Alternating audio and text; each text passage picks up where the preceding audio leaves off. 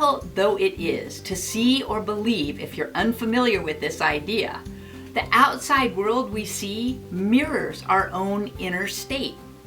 The people or situations that cause us the most grief are actually gifts pointing us to where we ourselves can heal for our own peace and well-being.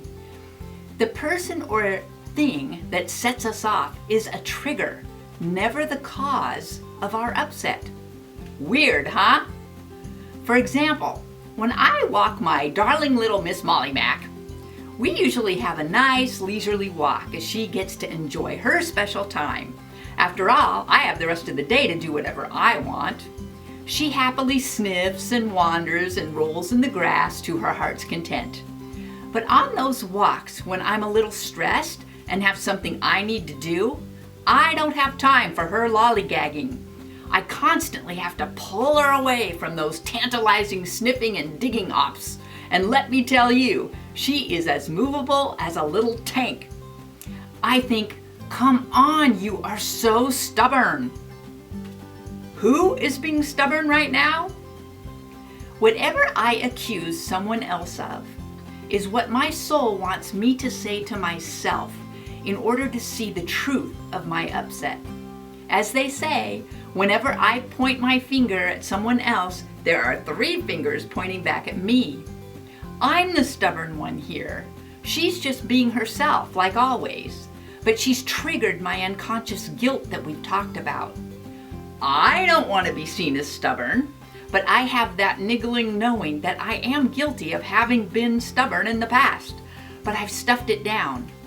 I don't want to take the blame here, so I project it onto her. It's her fault that I'm not at peace. When I can see that Molly is being a mirror for me, I can release Molly from blame, and I can forgive myself for being stubborn. I can release that guilt. Sure, I've been stubborn, and I probably will be again, but now that I'm aware of it, I can spot it more easily and make a different choice next time and bring myself peace. Surprisingly, this mirroring goes on for every upset that triggers me, from family members to political leaders to world events. This is a hard pill to swallow, I know, taking responsibility for our own distress.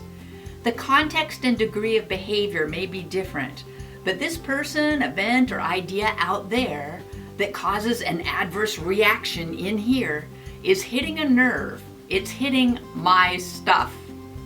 It's triggering some unconscious guilt in me, and I'm blaming that person for how I feel. But only I can be responsible for how I feel.